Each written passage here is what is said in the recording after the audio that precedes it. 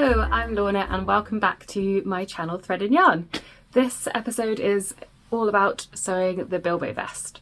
So the Bilbo Vest is a sewing pattern that I've just released, which is very exciting to me, hopefully to some of you. It's a vest with a couple of different options. It can be quilted like this, or you can sew a non-quilted version with a button placket down the front as well. In this episode, I was just going to go through how I made my patchwork version, which you might have seen if you've seen some of my other YouTube videos or if you follow me on Instagram. And this is just a little bit of a guide of how to turn it into a patchwork version if you're going to sew the pattern. So I hope you find it interesting and helpful. The pattern is now available on my website, which is threadandyarn.co.uk. And there's you can find the pattern there digitally. I am going to do some physical ones in about a month, so you can pre-order those. I think it's a really cool way to use up scraps.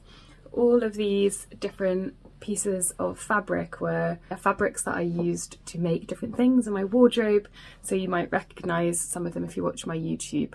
It feels like having a memory blanket that I wear with all the different makes that I've done over the last sort of decade or so, which is quite fun. So if you want to make a quilted version as well, or a patchwork version as well, then watch along for this. So I'm just going to do a little intro to the pattern first, talk about how to make it reversible and what the different options are. If you just want to skip ahead to the tutorial, then just click the timestamp in the description to go ahead to the tutorial and watch how to make your version a patchwork one. I'm also wearing a different one that I made for my friend Angela for our photo shoot, which she modelled beautifully. This is going to be in the Humphreys and Begg shop in Stroud as a sample, because they're going to stock my physical patterns, which is pretty cool. So this is going to be their sample. It's made in their block printed fabric. This is the non-patchwork side, but I'll just show you and open it up. I did do a patchwork side on the other side as well, because the vest is reversible, but these were slightly bigger squares, which you can see here, and that's the one that Angela's wearing, this side. And this is one I did for my friend Sophia as well, who was also part of the photo shoot. I had some very, very kind friends and that's going to be her version. When she's next back in town, I'm going to give that to her. So the vest itself is reversible if you want it to be. So with this patchwork one, because the outside is quite busy, I did a plain inside. It's a hemp cotton that I got from Merchant Mills.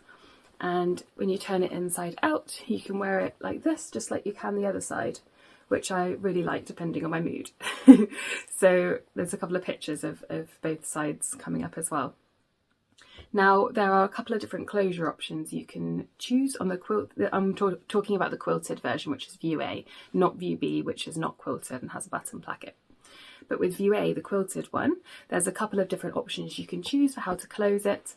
The one that Sophia's vest is, and like the one that I'm wearing now, has a little side tie, which is nice because you can adjust the ease based on whether or not, like I'm wearing a jumper under mine at the moment.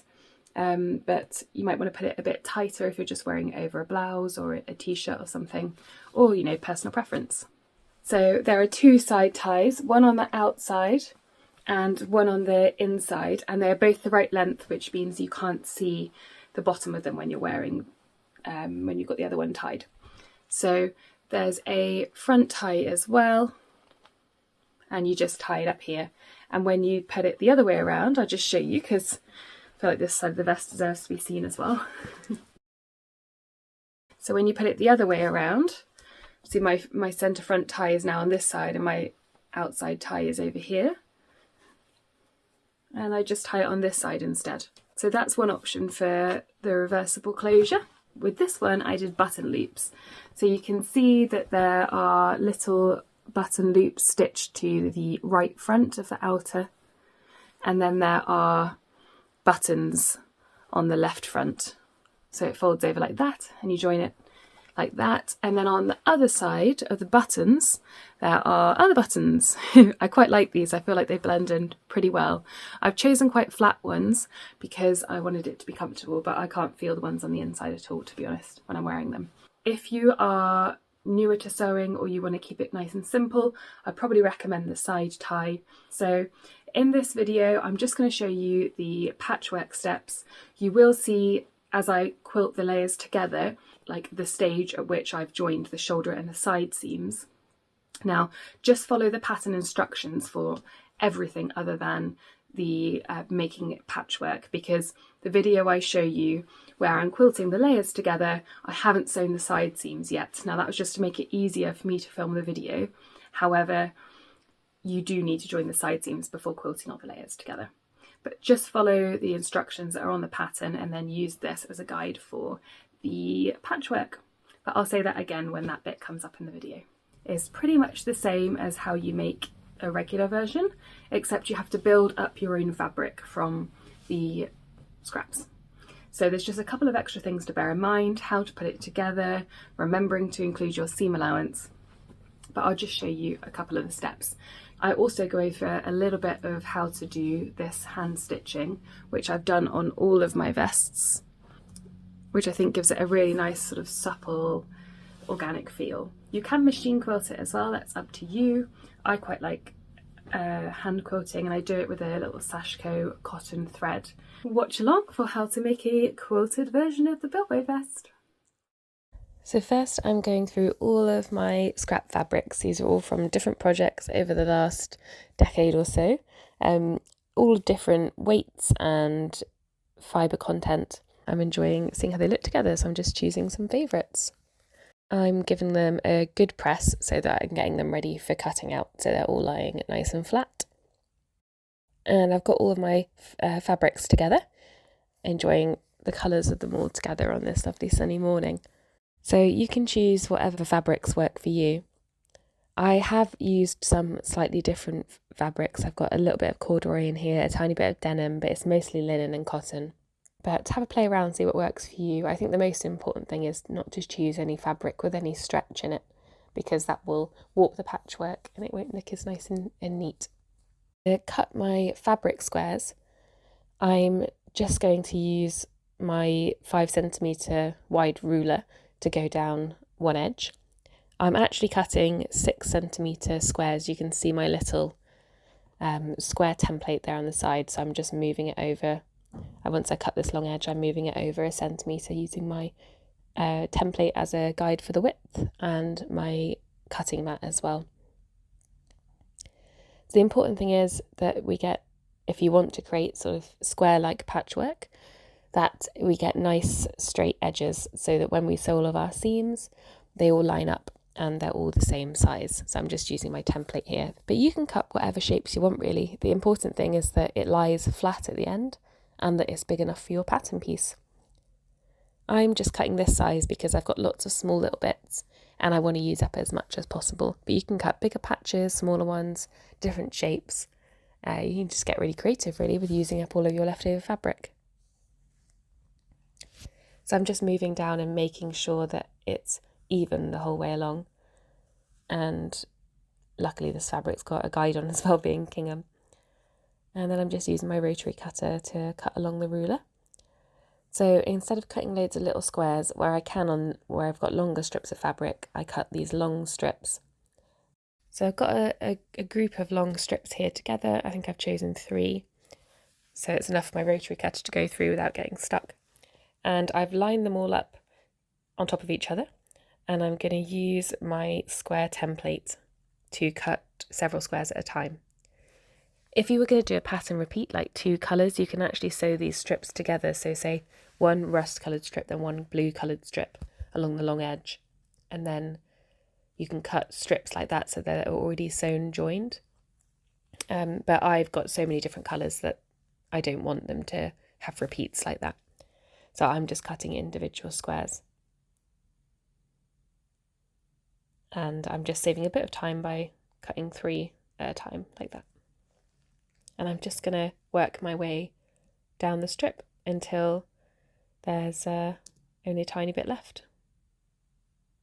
And then if I've got bits where I deliberately want to cut out a certain part of the pattern, like this block printed cotton, I've just choose my square.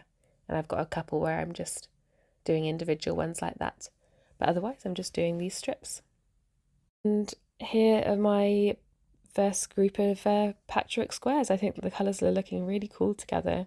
It's quite satisfying seeing them all cut out like this, but then I realise I've got quite a bit of sewing to do. So I've chosen just a neutral thread because I don't want to be changing for all the different colours all the time, and it will sort of hide itself, that kind of colour, amongst all of these. So now I'm just getting sewing really. Whenever I sew patchwork or quilting, I always sew with a 0.6 centimetre seam, which I actually think about as a 1/4 inch seam because it's the width of most sewing machine foots. So check what yours is because it can be quite useful. So then we're just sewing 1/4 inch seams, two together, right sides together if they have a right side, and joining them together like that. And then I'm just carrying on making this long line.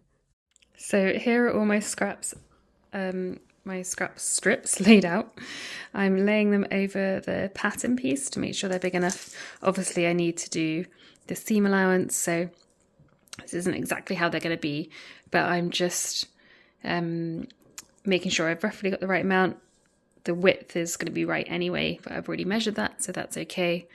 And I'm just checking what sort of order I'd want them in, so they're not sort of repeating ones that are directly above them and things like that. So I'm going to start putting them together, and then I imagine I am going to need an extra strip in the middle for the seam allowances. And this is it when those long edge seams are joined as well, and I've decided to try and line up my squares where I can. And then I've just given it a good pressed all the seams flat. And now I'm just checking it again against my pattern piece and laying my pattern piece over the top of my fabric. And I'm going to use the rotary cutter to go around the edge and cut out my my piece. You have to be a little bit careful at some of the joins because once you've cut it, the ends of the seams of the little bits of patchwork won't be secured by any back stitch or anything, so don't put too much stress on it at this point. Once you cut your pattern piece, you could go around and edge stitch the whole sort of perimeter just with a basting stitch, just a 1/4 inch from the edge or something, just to stop any seams from unraveling. So yeah, I'm just cutting out my piece. I need a bigger cutting mat. I always have to move it, which is a bit of a pain.